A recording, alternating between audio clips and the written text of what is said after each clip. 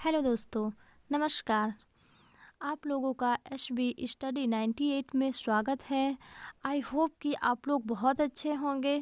तो चलिए देखते हैं, आज मैं आप लोगों के लिए बहुत ही महत्वपूर्ण सिद्धांतों और मनोवैज्ञानिकों के बारे में लेकर के आई हूँ।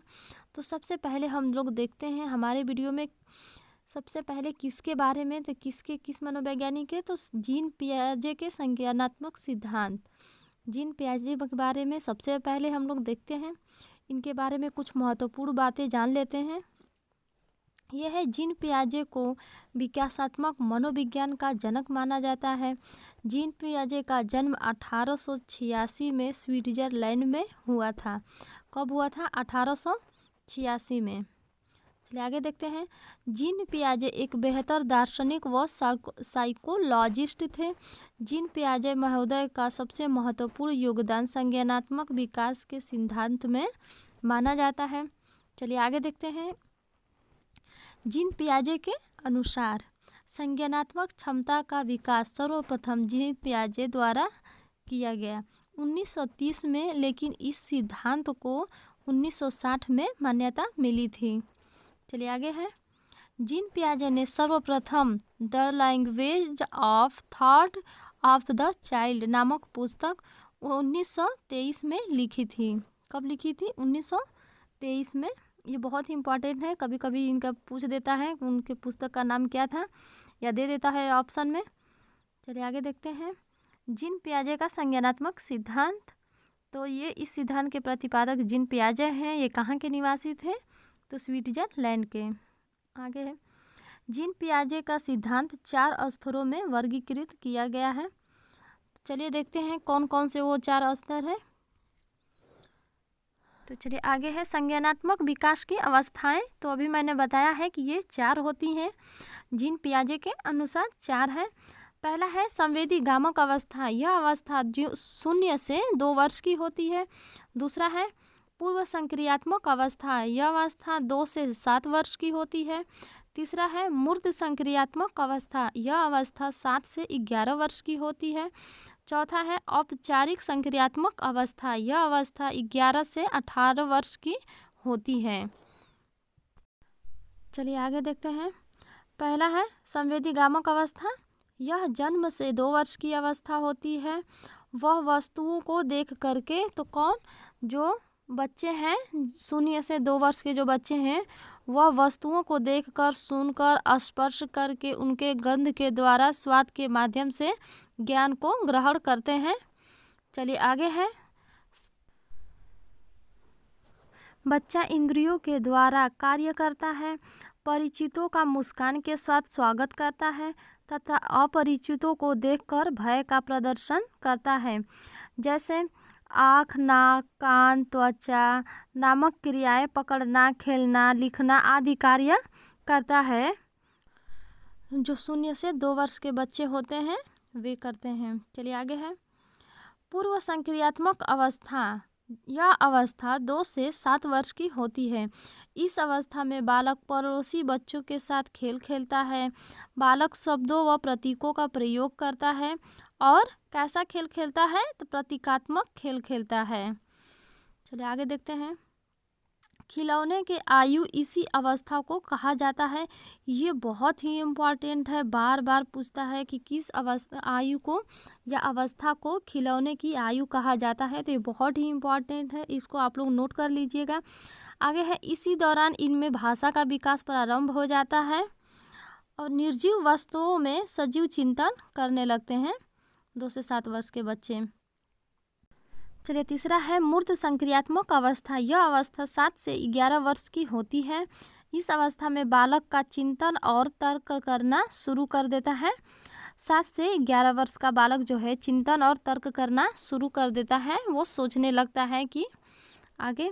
इस अवस्था में बालक दिन, तारीख, समय, महीना आदि बताने योग्य हो जाता है। 7 से 11 वर्ष का बालक। चलिए आगे है। चौथा है औपचारिक संक्रियात्मक अवस्था। यह अवस्था 11 से 14 वर्ष के आगे की अवस्था मानी जाती है। इस अवस्था में किशोर मूर्त के साथ साथ अमूर्त चिंतन भी करने योग्य हो जाता है। जैसे आप लोग देखे होंगे कि बच्चे लेकर खिलौना लेकर के सोचने लगते हैं कि ये कैसे हुआ, क्यों हुआ, कैसे हुआ है, तो वही है, मूर्त के साथ साथ अमूर्त चिंतन भी करने लगते हैं। चलिए आगे है संज्ञान। आप लोग बहुत सुने होंगे संज्ञान, तो चलिए संज्ञान क्या है देखते हैं। प्राणी का वह व्यापक और अस्थायी ज्ञान है जिससे वह वातावरण के माध्यम से ज्ञान ग्रहण करता है। आगे है संज्ञान विकास। शैशवावस्था से प्रारंभ होके यह जीवन पर्यंत चलता रहता है, संज्ञानात्मक विकास। आगे है स्कीमा। कभी कभी पूछ देता है स्कीमा किसे कहते हैं, तो स्कीमा वह है वातावरण द्वारा अर्जित संपूर्ण ज्ञान का संगठन ही स्कीमा कहा जाता है।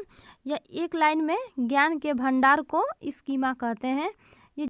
यह जीन पियाजे के द्वारा दिया गया है स्कीमा की परिभाषा। चलिए आगे है लेव वाइगोत्स्की का सिद्धांत। चलिए आइए देखते हैं लेव वाइगोत्स्की के बारे में। लेव वाइगोत्स्की 1896 से 1934 एक रूसी मनोवैज्ञानिक थे। इन्होंने मनोविज्ञान के क्षेत्र में विकास मनोविज्ञान का मुख्य कार्य किया। आगे देखते हैं लेव वाइगोत्स्की का सामाजिक विकास का सिद्धांत। इनका पूरा नाम लेव सिमकोविच वाइगोत्स्की है। ये रूस के मनोवैज्ञानिक हैं। वाइगोत्स्की बाल विकास में सामाजिक कारकों एवं भाषा को महत्वपूर्ण मानते हैं।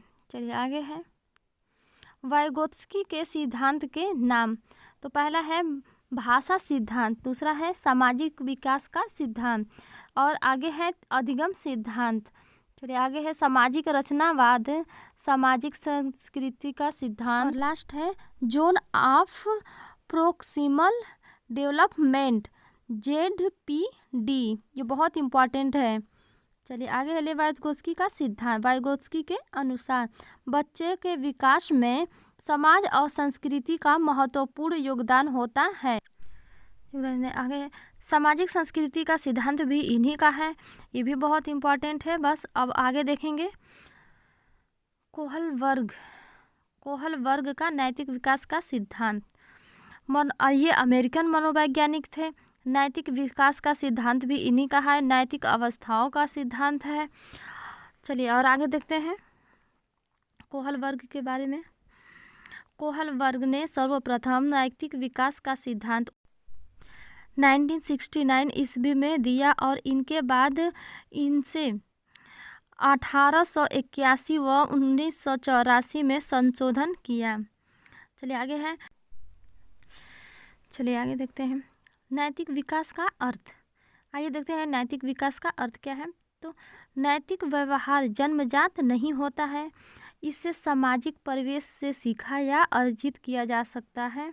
सर्वप्रथम बालक का अनौपचारिक रूप से अपने आसपास पड़ोस तथा स्कूलों में नैतिक विकास होता है। तो ये था नैतिक विकास का अर्थ। आगे देखते हैं कोहल वर्ग का नैतिक विकास का सिद्धांत। तो पहला है पूर्व परंपरागत अवस्था, ये 4 से 10 वर्ष की होती है। दूसरा है परंपरागत अवस्था, यह 10 से 13 वर्ष की होती है। तीसरा है उत्तर परंपरागत अवस्था, यह 13 वर्ष से अधिक की होती है। चलिए अब यहाँ से समाप्त होता है। बहुत जल्दी हम आपको इसी से संबंधित प्रश्नों को बना करके MCQ प्रश्नों को लेकर के आई होंगी, बहुत ही जल्द लेकर के आई होंगी। तो आई होप कि आपको मेरी वीडियो अच्छी लगी होगी। अगर आपको मेरी वीडियो अच्छी लगी हो तो इसे लाइक और शेयर ज़रूर करिएगा। अगर आप मेरे चैनल पे नए हैं तो मेरे चैनल को सब्सक्राइब कर लीजिएगा। मैं पर डे आपके लिए एक वीडियो अपलोड करूँगी। मिलते हैं नेक्स्ट वीडियो में। Thank you so much.